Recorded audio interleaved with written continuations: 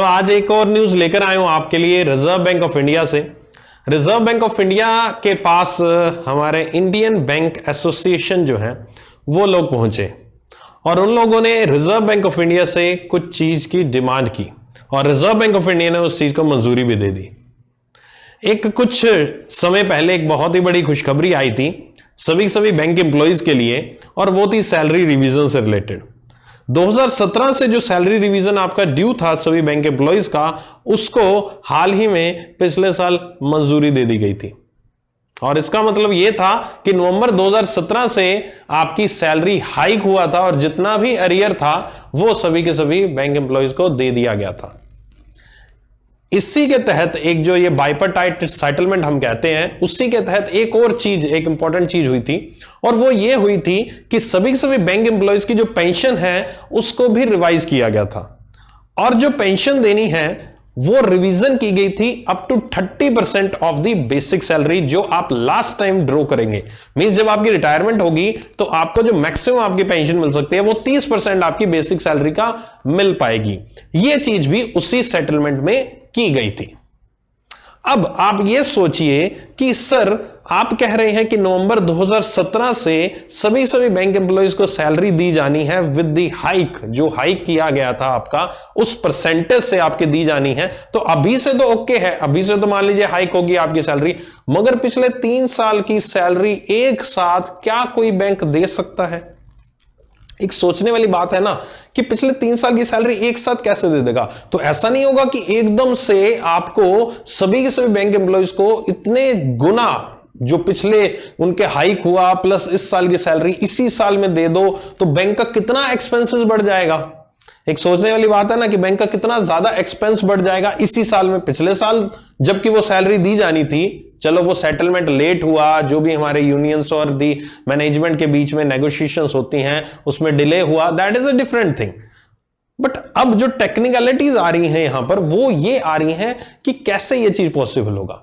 तो देखिए यहां पर 2 केसेस हमारे सामने, एक तो आपकी सैलरी का केस हुआ और दूसरा केस हुआ आपका जो पेंशन का केस। सैलरी के केस में सभी के सभी बैंक्स ने क्या किया होता, सैलरी के केस में सभी के सभी बैंक्स ने 2017 से एक एक्स्ट्रा प्रोविजन बना के रखा हुआ था सभी सैलरीज के लिए या सभी बैंक एम्प्लॉइज की सैलरीज के लिए।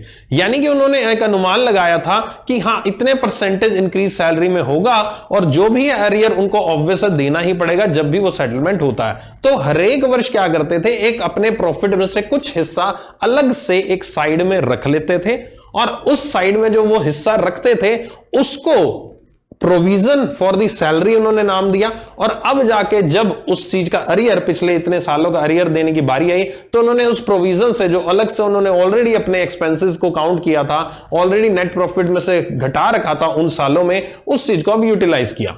तो यानी कि इस साल के वो एक्सपेंस में काउंट नहीं होगा। मेरी बात समझ रहे हो कि ऐसी कोई चीज जो हम ऑलरेडी हम उसका प्रोविजन कर चुके हैं पिछले सालों में, जिसको हमने पिछले सालों में एक्सपेंसेस के फॉर्म में दिखाया, तो इस साल थोड़ी ना उसको एक्सपेंस के फॉर्म में दिखाएंगे। इस साल तो नॉर्मल रूटीन में जो सैलरी चल रही है उसी को दिखाएंगे। पिछले साल की जो सैलरी हमने देनी थी हाइक, वो हमने प्रोविजन में से उठा ली। ठीक है, तो सैलरी का तो मामला यहां पर निपट गया। बट यहां पर एक और सिचुएशन अराइज हुई, वो ही फैमिली पेंशन से रिलेटेड, जिसकी मैं बात कर रहा हूं। क्योंकि पेंशन भी जो थी उसका भी अरियर बनना था, उसको भी यहां पर इंक्रीज मिलना था, उसका भी यहां पर आपका किया गया यहां पर हाइक 30% जो मैं कह रहा हूं। इसी से related Indian bank association reserve bank of India के पास पहुंचा और उसको कहा कि हमें इस मामले में थोड़ी छूट दी जाए। क्या छूट दी जाए? रिजर्व बैंक ऑफ इंडिया को यह आग्रह किया गया आईबीए के द्वारा, इंडियन बैंक एसोसिएशन आईबीए मैं बोलूंगा उसको, आईबीए के द्वारा, कि जो हमने पेंशन देनी है, जो अरियर पेंशन देना है या जो हम पेंशन दे रहे हैं, इसको अब अगले 5 सालों तक काउंट कीजिए। फॉर एग्जाम्पल, मैंने किसी पर्सन को 100 रुपए देने हैं टोटल ओवरऑल, उसको मैंने पिछली टाइम प्रोविजन नहीं किया, ठीक है, लेकिन इस साल मैं अगर 100 रुपए एक साथ दे दूंगा तो मेरा प्रॉफिट कितना ज्यादा गिर जाएगा। ऑब्वियस है, पिछले साल किया ना, चलो नहीं किया, लेकिन इस साल नहीं कर सकता मैं एक साथ। तो आरबीआई को यह कहा कि इस 100 रुपए को जो हमने देना है इसको अगले 5 सालों में आप दे दीजिए, इसको अगले 5 सालों में हमें आपका दिखाने की हमें आप एक किसी तरह से प्रोविजन ऐसा बना दीजिए। तो उसी के ऊपर यहां पर रिजर्व बैंक ऑफ इंडिया की तरफ से एक नोटिफिकेशन रिलीज किया गया है जिसमें रिजर्व बैंक ऑफ इंडिया ने इसको अलाउ किया है। और इस जो मैंने अभी इतनी देर से मैं बता रहा हूं कि अगले 5 सालों में किया गया है, इस टर्म को हम बोलते हैं, कहते हैं एमोर्टाइजेशन। क्या कहते हैं? एमोर्टाइजेशन। एक टर्म है, टेक्निकल टर्म है, अकाउंटिंग की टर्म है, बट आपके एग्जाम के पॉइंट ऑफ व्यू से काफी इंपॉर्टेंट है। एमोर्टाइजेशन याद रखना, इसमें नोटिफिकेशन में भी लिखी हुई है, यहां पर आप देख सकते हैं। यहां पर आप जब जाओगे नीचे तो ये पहली लाइन में ही ये वर्ड लिखा हुआ है, that is the amortisation of the increased expenditure resulting from the revision in the family pension for employees of its member banks covered under the 11th bipartite settlement and joint note dated 11 नवंबर 2020 को जब ये salary revise की गई थी। ठीक है, तो यहां पर क्या किया गया है, if not fully charge the expenditure जिसकी हम बात कर रहे हैं, if not fully charge to the profit and loss account during the financial year, इस फाइनेंशियल ईयर में अगर वो आप नहीं काउंट करना चाहते हैं, ये एमोर्टाइज्ड की जा सकती है over a period not exceeding 5 years, मतलब 5 सालों के लिए, बिगिनिंग फ्रॉम 31 मार्च 2022 से स्टार्ट हो जाएगा और अगले 5 सालों के लिए इस खर्चे को दिखाया जाएगा अलग अलग पार्ट्स में। तो 5 सालों में 5 अलग अलग पार्ट्स यानी 1/5 एक हिस्सा अगले साल, उससे अगले साल, उससे अगले साल शो किया जाएगा खर्चे के फॉर्म में। अभी वो उनको पेमेंट कर देंगे, बट जो खर्चा है उसको इस साल पूरा का पूरा शो ना करके वो अगले 5 वर्षों के लिए उसको लेकर जाएंगे। This is the amortisation. अब यहां पर आपने एक वर्ड पढ़ा होगा बहुत बार, डेप्रिसिएशन।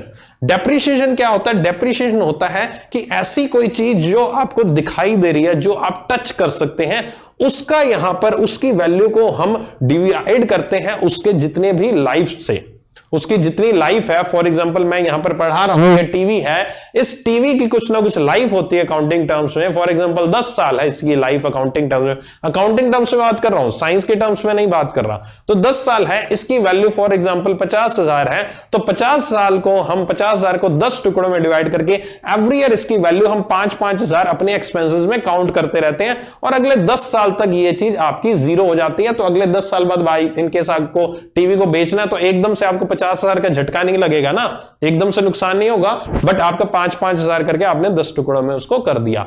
ये तो थी डेप्रिसिएशन। अभी मैंने एमोर्टाइजेशन बताया, एमोर्टाइजेशन भी कुछ ऐसा है, मगर एमोर्टाइजेशन होता है ऐसी कोई चीज जो कि दिखाई नहीं देती, यानी कि वो ऐसी कोई चीज जिसको आप टच नहीं कर सकते, दिखाई मतलब टच नहीं कर सकते, ऐसी चीज को अगर आप इस तरह से डिवाइड करके उसके एक्सपेंस को काउंट करते हैं फ्यूचर में, उसको कहते हैं एमोर्टाइजेशन। सो अभी आपने 2 टर्म सीखी मेरे से, एमोर्टाइजेशन और डेप्रिसिएशन। आई होप दोनों में डिफरेंस आपको समझ में आया होगा और आई होप आप इसको अच्छे से समझ गए होंगे। और इस न्यूज में क्या क्या आया है, काफी इंपॉर्टेंट न्यूज थी आपके बैंकिंग फाइनेंशियल अवेयरनेस के पॉइंट ऑफ व्यू से। एग्जाम में क्वेश्चन बन सकता है और स्पेसिफिक डेप्रिसिएशन एमोर्टाइजेशन पे भी क्वेश्चन बन सकता है। अच्छे से समझिएगा, अच्छे से देखिएगा और इसी तरह की मेरी आरबी कॉर्नर की वीडियोस आपके लिए आती रहेंगी। बने रहिए मेरे साथ और मेरी डेली करंट अफेयर्स की क्लासेस को देखने के लिए मुझे सुबह 7:30 बजे आप अनअकैडमी प्लस पर जुड़ सकते हैं। नीचे डिस्क्रिप्शन में लिंक है, क्लिक करके एनरोल कीजिए और आज ही अनअकैडमी प्लस को सब्सक्राइब कीजिए ताकि आप मेरी सारी की सारी डेली करंट अफेयर्स की क्लासेस वहां पर देख सकें। और जरूर आइएगा, सुबह 7:30 बजे हम करंट अफेयर्स भी करते हैं और उसमें हम बैंकिंग अवेयरनेस भी करते हैं। Current affairs along with the banking awareness, आधे घंटे करंट अफेयर्स क्लास, आधे घंटे की बैंकिंग अवेयरनेस क्लास और रात को 10 बजे एक स्पेशल फ्री क्लास होती है जिसमें हम एमसीक्यूज करते हैं। तो इन क्लासेस के सभी लिंक आपको डिस्क्रिप्शन में मिल जाएंगे। ज्वाइन कीजिए आज ही और अनअकैडमी प्लस पे मेरे साथ जुड़िए।